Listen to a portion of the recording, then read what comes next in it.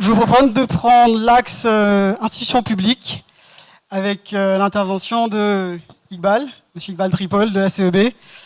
Je ne fais pas de transition parce que Samy l'a faite, mais on a le privilège, et je dois dire, on est certes voisins, mais on a le privilège de t'avoir ici avec nous, en français, en anglais, en créole, comme tu veux.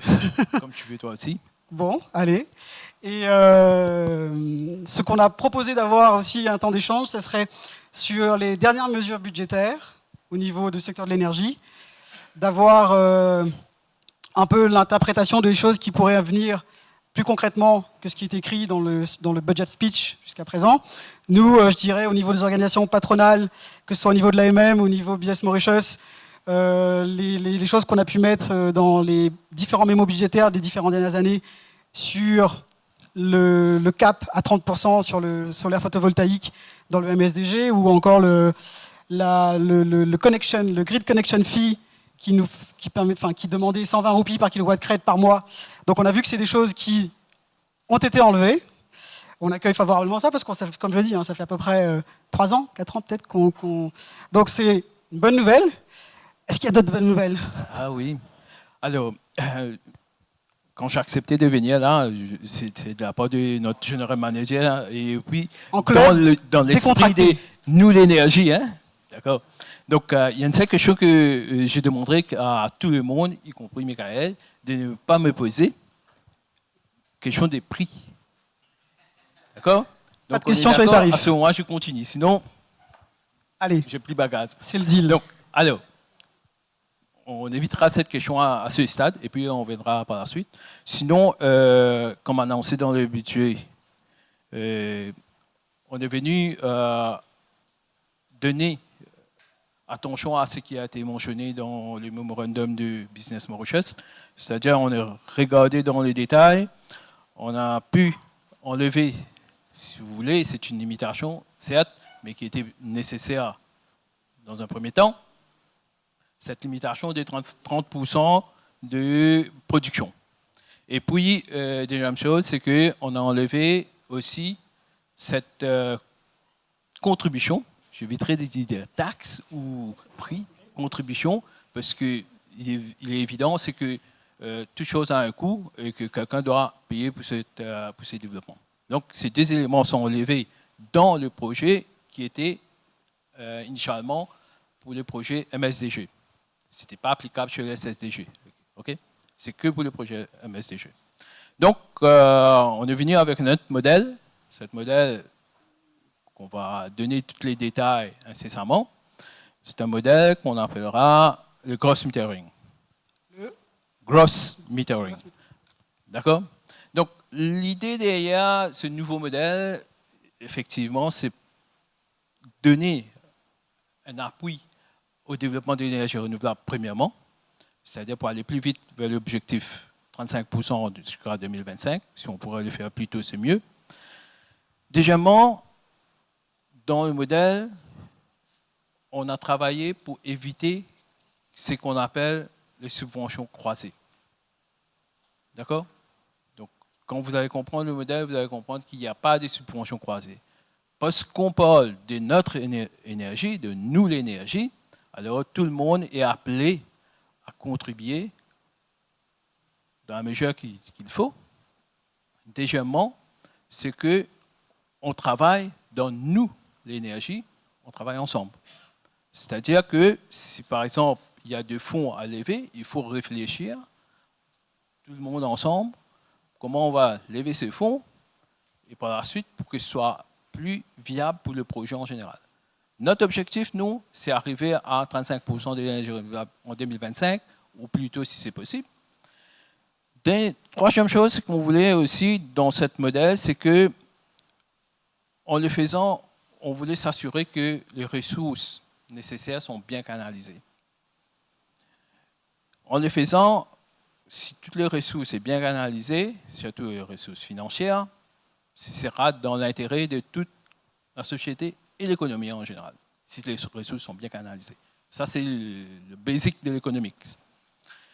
Donc, à ce stade, ce qu'on fait, nous, on travaille sur les modalités de ces new schemes. Alors, le new scheme, il y aura 4 principalement qui vont être annoncés. Ce sera un scheme pour le Smart City à la hauteur de 15 MW. OK. Mais il y a 5 MW dans le 15 MW qui va être gardé comme un buffer parce qu'on n'a pas tous les détails sur toutes les Smart Cities. Il y en a qui sont des Smart Cities type toiture, il y en a qui sont Smart City type ferme solaire. Donc, on n'a pas tous les détails. Donc, il y a un buffer de 5 MW dans les 15 MW.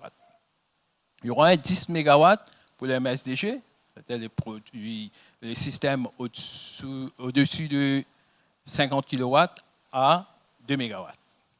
D'accord? Donc ça, c'est le MSDG, Le Gross MSDG. Metering. Tout travaillera chez Gross Meter. D'accord. Tout. Allez. Smart City, 15 MW, 10 MW. MSDG, 10 MW pour les institutions publiques et 5 MW pour les MSDG. Donc, les modalités SSDG. SSDG. 5 MW SSDG. Donc, tout travaille sur le même principe, c'est-à-dire que tout le monde est logé au même enseigne. Si tu permets, avant de continuer, je fais peut-être juste un point parce que je me suis peut-être aperçu que vous n'êtes pas tous familiers à SSDG, MSDG. SSDG, c'est le scheme pour le résidentiel particulier, donc l'habitant, on va dire, on est entre le quelques kilowatts, 5 kilowatts, je pense. Ouais, c'est ça? C'est-à-dire que tout ce qui est normalement, techniquement, ce sont des installations au-dessous de 50 kW, mais pour le besoin de certaines schemes, pour les résidentiels, on ne va pas donner une résidentielle 50 kW. Un résidentiel, normalement, Ouais. 10 kW à 5 kW, ça fera l'affaire. Mais il faut prendre en considération les limites techniques du basse tension, réseau basse tension. Ce n'est pas le réseau haute tension, le basse tension, c'est plus vulnérable par rapport à des fluctuations. Parce que moi, je peux avoir un SSDG et en ayant un SSDG, ça peut affecter mon voisin. Donc là, on est très sensible là-dessus. J'ai essayé de faire monter le SSDG, mais bon. Ouais, Donc, tu on reste à quelques kilowatts pour le particulier. Et puis, il y avait le MSDG qui est vraiment le medium scale et qui va permettre, on va dire, aux entreprises industrielles, hôtelières, de pouvoir installer du photovoltaïque. On est vraiment sur du photovoltaïque. Hein.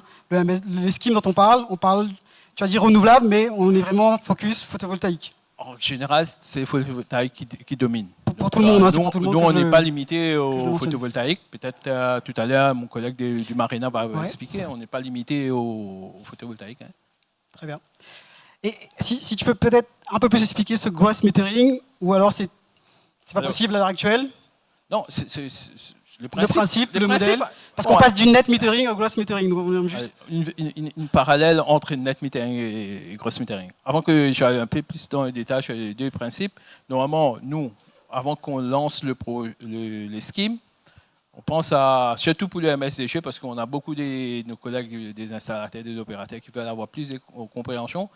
On pense organiser une rencontre spécifiquement pour ce groupe-là, pour discuter avec eux, par la suite pour savoir comment on va implémenter pour que tout le monde aura l'opportunité de rentrer dans les schemes. D'accord? En tout cas, le club est à disposition. Ouais. Si, c'est bon. Donc, on viendra. parfait. Alors, le net metering et le gross metering. Si on regarde dans les détails, à la fin de la journée, c'est quoi? C'est l'économie, c'est ce qu'on cherche sur notre facture. Que ce soit gross metering ou net metering, c'est la même chose qu'on cherche. En règle générale, les net metering, c'est qu'on produise, on exporte ou on consomme, et ce qui reste est dans une banque. D'accord? Donc, vous pouvez l'utiliser. Par exemple, une résidence peut avoir une demande le soir, mais le photovoltaïque, ça produit la journée. Donc, si jamais il n'y avait pas ce principe, donc ils produisent dans le vide. Donc là, on offre le réseau comme un système de stockage. Le gross metering, par contre, tout ce que vous produisez, vous êtes devenu un producteur direct. Vous produisez et tout part, ça peut être administrativement ou physiquement, ça part dans nous l'énergie. Le grid, notre héritage. D'accord? Tu l'as saisi, hein? Ouais, très bien. Donc, nous, l'énergie sera là à servir que ce soit. Si vous en avez besoin, vous le prenez. Et puis, ceux qui n'ont pas le moyen de mettre un système PV, parce qu'on connaît déjà, par exemple, on a fait un scheme pour les petits, ceux qui sont au bas de l'échelle complètement. On s'est rendu compte que parmi eux, il y en a beaucoup aujourd'hui qui ne pourront pas aller chez un système photovoltaïque parce qu'ils n'ont même pas accès à un toit. Donc, comment faire pour que ces gens-là restent dans le système? Alors, il faut réfléchir autrement, et c'est les grosses metering qui vont apporter cette solution. Donc, j'exporte, mais je ne fais pas que exporter. Tu exportes, effectivement, tu dois être rémunéré. Voilà. Voilà. J'ai pas voulu parler de tarifs, j'ai dit que je parlais pas de tarifs, mais Je ne vais pas poser ces questions à ce stade. Le principe. le principe, oui, d'accord. Donc, tout le monde peut devenir producteur d'électricité. Tu es d'accord qu'on pose quelques questions, et si tu as des remarques encore, on continuera? Si je comprends bien, Iqbal, c'est-à-dire que comparé avec net metering, où le bénéfice pour celui qui produit, c'est qu'il va pouvoir offset sa consommation, net metering. Là, il n'y a pas de consommation qui rentre en jeu. Et donc, il y aura une rémunération qui va venir rémunérer le gros qui a été envoyé sur le réseau. C'est le même principe, finalement. À la fin de la journée, je mets les choses plus simples. Moi, étant un client ou un consommateur, j'ai besoin de quoi? Un système PV ou l'électricité? Qu'est-ce que j'en ai besoin? Je te pose la question, Yann. Tu as besoin de quoi? L'électricité ou un système photovoltaïque? Ouais. Donc, que ça vient du réseau ou que ça vient sur un système local, à la fin de la journée, toi, tu as besoin d'une télévision pour regarder les films. Tu n'as pas besoin de la télé, tu as besoin celui qui exporte sur le réseau, là, celui qui est le gros. Donc, ce que tu as besoin, c'est, tu n'as pas besoin de la télé, tu as besoin des entertainment qui viennent sur la télé. Donc, aussi longtemps que je te donne l'électricité et qui est propre, reliable, comment dire, viable, donc, tu n'as pas de souci. C'est la même chose que je dis aux petits clients. Ils ont besoin de l'électricité. Ils n'ont pas besoin d'un système photovoltaïque parce qu'à la fin de la journée, un système photovoltaïque, c'est un équipement qui va faillir dans les temps. Non, mais lui, il a besoin de l'énergie tous les temps. Il faut lui assurer cette perpétuité. Donc, le gross metering et le net metering, à la fin de la journée, le client a besoin de l'électricité. Il a besoin de l'électricité meilleur marché. Donc, dans le principe, le gross metering vient éliminer le problème de subventions croisées. Right? On va expliquer ça bien dans le détail dans les modalités pour que vous compreniez que le net metering, c'est le petit qui subventionne les grands dans le net metering. Donc, nous, étant responsables, on ne peut pas aller vers un principe pareil. Il faut éviter qu'il soit le petit qui subventionnent les grands. Ceux qui ont les moyens, donc pour les besoins de la société, pour les besoins de l'économie, c'est toujours ceux qui ont les moyens qui viennent subventionner les petits.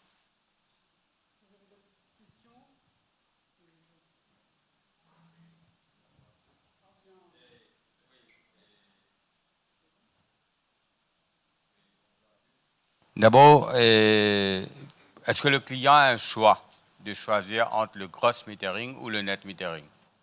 Non. Non. Les net metering, c'est du passé, si tu veux. Non.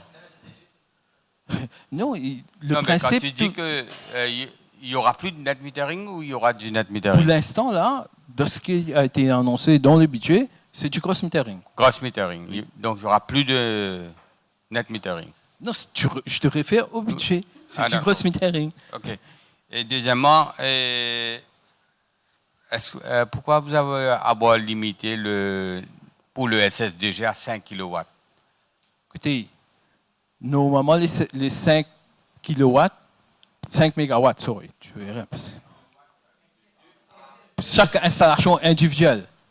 Pour nous, écoutez, il faut donner à tout le monde la possibilité. Si toi, tu es un client individuel, tu viens avec un système de 50 kW, ben de 55 MW, je divise en 5, j'aurai que 100 clients qui ont déjà accès au réseau, mais le reste, qu'est-ce qu'on fait? Il faut donner à tout le monde la possibilité, donner chacun un petit, comme tu dis, nous l'énergie, il faut donner chacun petit bout pour qu'il soit rentré dans nous l'énergie. Donc, le principe, c'est limité. Et deuxièmement, en ce qui concerne le problème technique, il faut que le réseau basse tension soit bien. Tu connais bien les difficultés qu'on a avec certaines régions. Donc, on peut, à faire mesure, qu'on monte en capacité, voir comment on va pouvoir étendre. Hein. On a bien compris qu'il y avait des questions de principe à clarifier après, mais quelques questions encore et après. Juste une seule question. Les contrats existants ne sont pas affectés par ça. C'est les contrats à venir basés sur le nouveau budget. On est bien d'accord, hein? Exactement. Ouais, parce que les contrats, c'est déjà signé. Maintenant, c'est lui qui va réconsidérer. Parce que, écoutez, dans le principe, le même MSDG 1, c'est du net metering, mais qui est limité à 30%. Maintenant, si vous voulez aller plus que 30%, donc on peut regarder dans les détails, renégocier les contrats, passer chez un gross metering. Donc, ça, c'est une possibilité. Hein. Peut-être quelques commentaires et puis une petite question à Iqbal. Je crois que sur le principe, c'est intéressant de voir que quand même, on a enlevé ce seuil de 30% et on a enlevé les 120 roupies kilowatts crête en termes de contribution. Ce que c'est mentionné dans le discours du budget aussi, toute la question de gross metering. Et en parlant du principe, bien sûr, la question détaillée ce n'est pas pour aujourd'hui.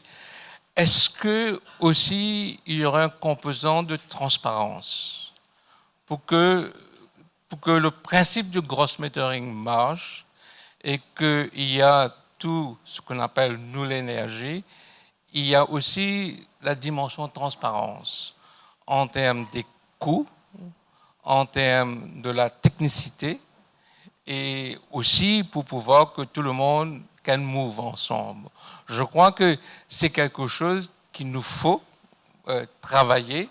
Bien sûr, ce n'est pas pour tout de suite, mais je pense qu'il nous faudrait dans ce mouvement de gross metering, s'il n'y a pas l'élément transparence en termes de la compréhension, il y a quelque chose qui pourrait être assez complexe. C'est pourquoi je pose la question à Iqbal, est-ce que l'élément, comme vous avez parlé il ne fallait pas avoir du cross-subsidization, mais est-ce que l'élément de transparence est aussi dans les discussions pour qu'on arrive à avoir un landscape au niveau énergie renouvelable, photovoltaïque, dans ce qui est mentionné pour qu'on arrive vraiment à optimiser le potentiel de l'énergie renouvelable à partir du photovoltaïque.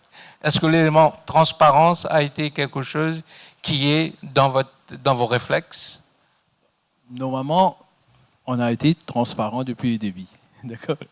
Même sur nos premiers modèles qu'on avait mis en place, on avait publié toutes les informations sur le site web de la CEB. Le modèle à l'arrière, le méthode de calculation, tout était déjà sur le site web. Il n'y avait rien caché. Maintenant, cette dimension de transparence, moi je suis tout à fait d'accord qu'on soit transparent dans toutes les sphères possibles. Maintenant, on peut discuter, parce que c'est pour être transparent même qu'on pense qu'il nous faut une discussion avec les stakeholders avant qu'on mette le modalité, le procédure, le process en place. Donc, j'attends qu'on a des indications de votre côté. Okay. Qu'est-ce que vous voulez dire par transparence? J'ai un petit point, Michael, si tu peux aimer. Et aussi dans la mise en œuvre. Et c'est un issue, dans la mise en œuvre, dans le timeline, en termes le processing. C'est aussi important de pouvoir, je pense, dans le concept de ease of doing business, avoir les guidelines lorsqu'il y a une application, comment ça se passe en termes de timeline. Parce que définitivement, lorsqu'on arrive à avoir la transparence, un cadre correct, il nous faut aussi peut-être travailler sur les timelines pour la mise en œuvre en termes de, lorsqu'on on lance un scheme, ça prendrait X temps avec les différents timelines bien établis. Je pense que ça va aider d'avoir un framework correct. Merci. Je suis sûr qu'il y D'accord a avec vous. beaucoup de questions, beaucoup de commentaires. Je vais essayer de les tenir, essayer de poser vraiment la question directement.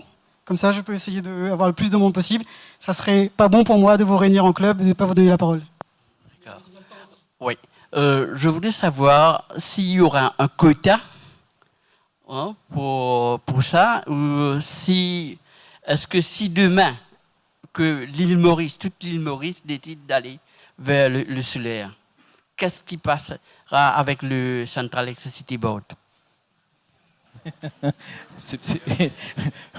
Bon, premièrement, du moment qu'on réfléchit dans nous l'énergie, donc je ne pense pas que tout le monde va être comme si sur soi-même.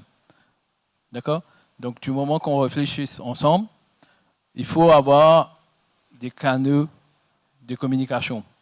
Et le réseau public, c'est un bien pour le public qu'il faut optimiser et que, à mon avis, dans notre système, petit qu'on est, le réseau électrique, c'est un appui, c'est un avantage de ne pas aller en dehors de ses limites. Sinon, il y aura beaucoup de gens qui vont rester chez la touche.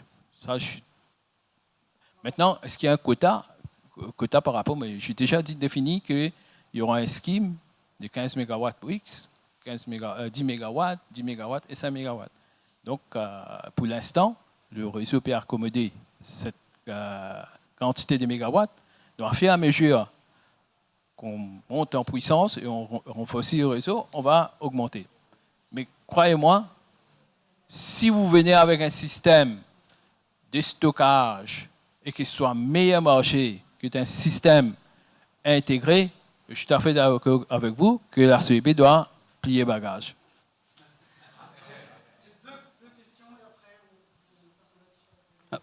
J'ai 2 questions rapides.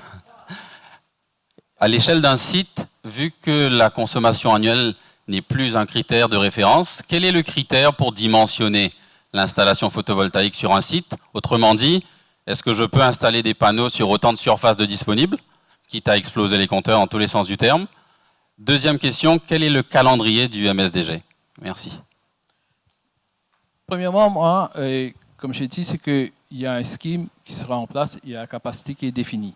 Maintenant, on voulait avoir une discussion avec tous les opérateurs, tous les acteurs concernés pour que tout le monde ait une part du marché.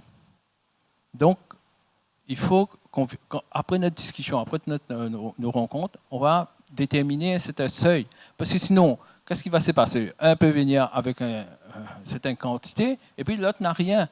Donc, est-ce qu'on veut aller dans cette direction? Ben là, je ne suis pas tout à fait d'accord avec ça parce que moi, je viens pour nulle énergie. Donc, il faut je reviens sur cette nulle énergie parce que c'est l'élément fédérateur et je pense qu'il faut travailler là-dessus. Il ne faut pas qu'on regarde que pour soi-même, il faut regarder que tout le monde a la possibilité. Deuxième question, je n'ai pas retenu. Le calendrier. Ben, pour nous, comme je dis, c'est qu'on a un objectif 2025. Mais si on pourra atteindre cet objectif en avance, tant mieux.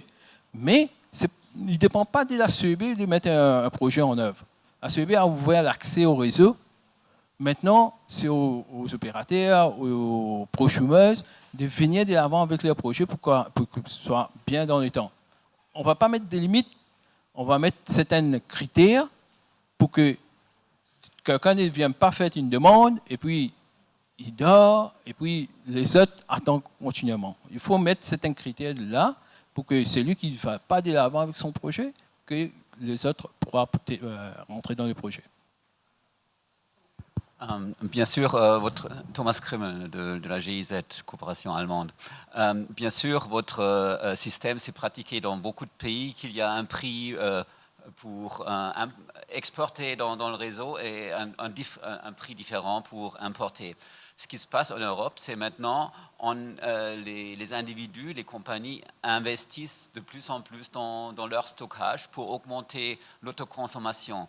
Est-ce que l'autoconsommation parmi stockage local est déjà pris en considération dans votre scheme ou non? Parce qu'avec ça, votre argument qu'on utilise le réseau, c'est plus valable parce qu'on n'exporte pas, on fait le stockage local et comme ça, ça serait un coût, mais c'est l'individu ou la compagnie, on peut décider si on veut bien investir dans le stockage local ou bien on exporte tout, on importe tout. Et ça fait une grande différence. Alors, je sais qu'est-ce qui se passe en Europe, je sais qu'est-ce qui se passe en Amérique, je sais qu'est-ce qui se passe parce qu'on regarde, on lit avant de venir avec un scheme chez nous. Nous réfléchissons dans une façon intégrée, d'une façon holistique. C'est lui qui aujourd'hui, à Maurice, va aller investir dans le stockage pour son propre consommation, qui n'a pas besoin du réseau. Moi je dis le monde, si on a besoin du réseau, qu'on paye le coût du réseau. C'est aussi simple. Si quelqu'un veut aller mettre du stockage pour stocker son énergie et qu'il va utiliser, qu'il soit plus économique pour lui, mais il faut respecter les standards parce que chez le stockage, aujourd'hui, Prakash, je me corrige, on n'a pas de standards. D'accord? Quel type de batterie que vous allez mettre, quel système de stockage que vous allez mettre, ça c'est à vous de voir. Mais on veut faire les choses d'une façon bien. Le standard en premier, puis on vient sur les détails du stockage. Parce que sinon, si votre système de stockage ne fonctionne pas, c'est le réseau qui doit faire les frais. Merci Iqbal. Dernière question, vraiment, merci beaucoup Mickaël. Question rapide. Le projet Waste to Energy, est-ce que tu as une date? Moi, on m'a appelé le Waste to Energy, c'est un enchaînement de budget, donc... Alors, cette question, je n'ai pas demandé ni même pas posée, mais c'est pas grave. Alors, non, c'est en cours. Ça doit venir, j'espère, dans le temps qu'il faut. Hein. Juste une dernière question, Iqbal, merci beaucoup. Pour rebondir sur ce que Thomas dit, je crois qu'un truc qui va vraiment unlock toutes les possibilités pour l'énergie renouvelable à Maurice, c'est le smart grid. Dès qu'on aura un vrai smart grid, on aura des possibilités décuplées pour un décollage des énergies renouvelables, du stockage, etc. etc. Donc, le budget est un peu mentionné, je crois, vaguement. Est-ce qu'on aurait pu avoir plus de détails concrets sur l'avènement éventuel, on espère pas trop lointain, du smart grid à Maurice? Moi, j'aurais aimé que nos collègues de l'autre côté qui pourraient répondre à cette question. Mais smart grid, le grid tel qu'elle est aujourd'hui, on va dire qu'il est déjà smart, mais smart grid, on va dire, parce que tu sais déjà qu'il y a pas mal de choses qui passent en termes digital, numérique sur le réseau. Nous, on a, avec la PNUD et aussi d'autres acteurs, on a un roadmap qui vient de lancer. Le roadmap va être disponible, qui parle comment aller dans cette journée for smart grid. Donc, je suis tout à fait d'accord avec toi. Avec ça, on aura plus la possibilité, pas seulement pour l'énergie renouvelable, mais pour maîtriser de l'énergie, pour le futur développement en termes d'e-mobility. Right? Comment on va intégrer tout ça ensemble. Donc, le smart grid, il est déjà en cours. Je voulais juste terminer sur un élément, c'est que comme j'ai annoncé tout à l'heure, qu'on a fait un projet pour les petits clients, sur plusieurs milliers de clients qu'on a contactés individuellement, il n'y a qu'une partie, 30%, qui a pu rentrer. Les autres ne satisfont pas les critères, ils n'ont même pas accès au toit. Même chose pour les petites entreprises. Alors, quand vous regardez les arcades, vous avez plusieurs des petits magasins qui sont dans les arcades. Ils n'ont pas accès au toit. Donc, comment faire? Ils sont locataires, tu veux dire? Ils sont locataires. Ils sont locataires. Okay. Ils ont beaucoup de difficultés Donc, comment avoir accès au soleil? Au solaire, c'est-à-dire au soleil, parce qu'ils ont accès à ça. Donc, c'est pourquoi j'ai dit que le réseau, c'est connecté. Alors, on peut venir avec un modèle, je dis, on n'a pas encore réfléchi là-dessus, on peut venir avec un modèle de chaque cross metering, et tous ces petits qui n'ont pas un toit peuvent avoir accès dans un projet solaire. Donc, c'est ce principe qu'on part aujourd'hui. Mais il faut le réseau pour la transporter, cette énergie. Merci beaucoup.